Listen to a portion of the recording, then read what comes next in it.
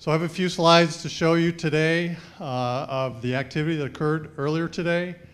A little overview of the lava flow that formed, the short lava flow that formed yesterday, and to talk a little bit about Puʻu that started it all.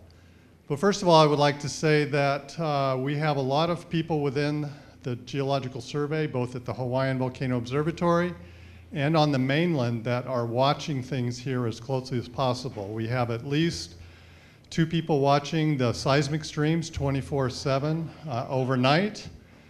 And we also have crews stationed 24/7 down here in Leilani and around the activity, so that when activity changes, that information can be reported, first of all, directly to Hawaii County CD.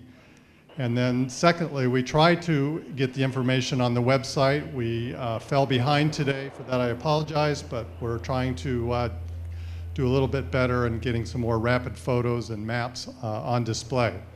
So today, the main points, 2 new fissures were active earlier today, but these fissures did not generate any new lava flow. The amount of lava that was erupted was very little. They were spattering events. The 2 vents were very close together. They were only active for 2 to 3 hours or so at a time. I'll show you some aerials of those.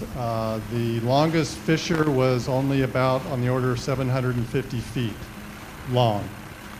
And those fissures were not active as of about 4 o'clock. And as far as I know, no new fissures have developed. The second point that was new for us today is that new cracks were reported on Highway 130 uprift of the fissures. So the cracks were located upslope and on the rift and on strike, relatively on line with the existing fissures. But those cracks were a little bit to the north of that alignment. So those cracks are telling us that they're forming above probably the dike, but they did not observe any steaming or any gas jetting so far from those cracks, and I believe the Transportation Department are monitoring those cracks very well. When we were there this morning and compared to this afternoon, one set of cracks only opened up about a ½ an inch. During the fountaining episodes or fissure activity, there's a lot of sulfur dioxide gas that escapes and ingested into the air. So depending on where the wind is blowing, that leads to high levels of sulfur dioxide gas near the fissures, especially near the fissures. When we're working around those fissures, we're measuring sulfur dioxide concentrations that are far greater than we have observed anywhere else working on the volcano. So they're extremely high when you get right next to the fissures. Yesterday's lava flow was active for several hours. It is only about 0.6 of a mile long and was not active today and didn't extend any further. And main message is that more activity is expected. So this all started on April 30th, 2 o'clock in the afternoon, when Puʻu basically collapsed into itself.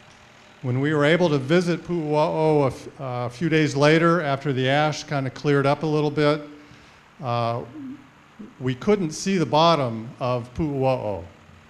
And the measurements indicate that it was probably at least 780 feet deep to what we could see. So all of that material collapsed into Puʻu and the ground beneath. A little bit of lava basically erupted on the west flank. There was a little bit of lava that reached the surface.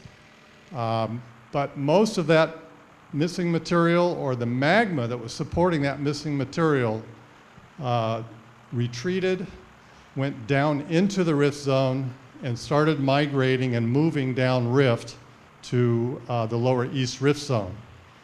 And it's not just the Puʻu magma that dropped and moved down the rift zone to the lower East Rift Zone, but it was also magma upslope. There's another storage area a few miles up rift around Makopui crater. It's been well known for decades, and we have clear evidence that that area dropped.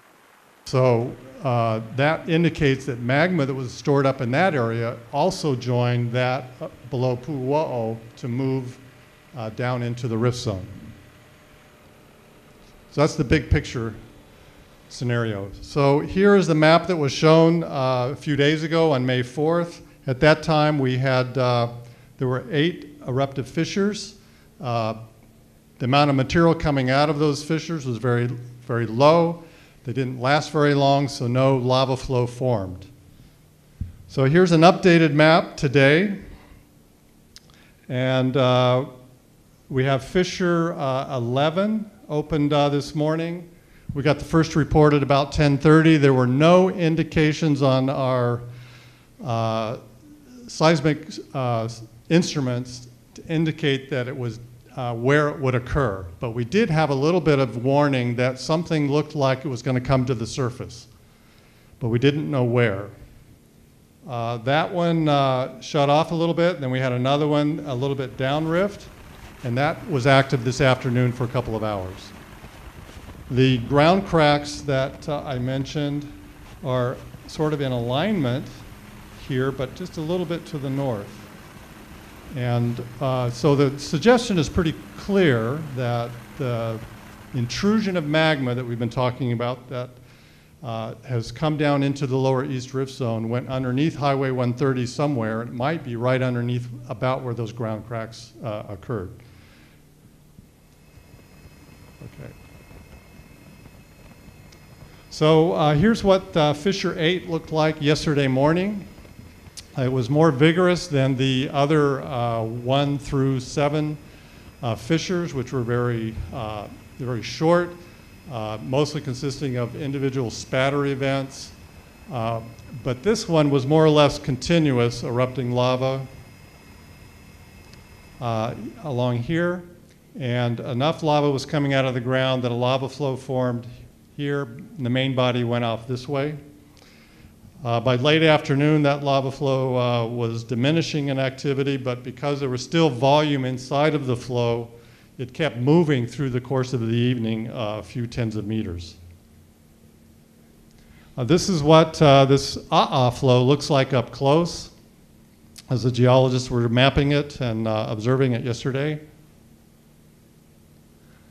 This is a map of that lava flow located here. And there are 2 different time intervals. So this was, the pink was up until 2 o'clock in the afternoon. And this is when it was measured 3 o'clock this morning based on satellite imagery. We have a group of folks in back east that are utilizing satellite assets to be able to map these hot thermal features and lava flows through time. And there are some thermal maps that we have on the back on bulletin boards if you'd like to see those flows up close. Okay, so here's a view of the first fissure that erupted this morning. This is fissure 11, located right here, looking down the series of fissures that have been active the past several days, since last Thursday. And as Talmadge mentioned, it broke out outside directly the Leilani Estates community. It erupted in forest. And like I said earlier, no lava flows spread away from that fissure because the amount of material coming out of the ground was so low and for such a brief period of time. So another view, this is fissure 12 that was active a little bit later in the afternoon. And by 3 or 4 o'clock or so, that fissure also was done. So we have the 2 new fissures that were active today, no new lava flow. We have new cracks located on Highway 130, high levels still of sulfur dioxide gas when the fissures are active, and more activity can be expected in the future. And we just don't know when and exactly where those additional fissures may erupt. Thank you.